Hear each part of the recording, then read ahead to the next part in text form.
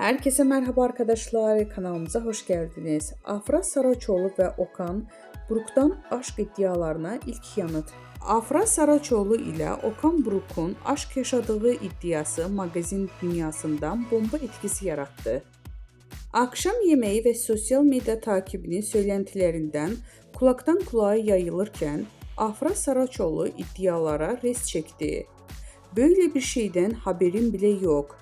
Siz uyduruyorsunuz" diyerek söylentilerin fitilini daha başlamadan söndürdü.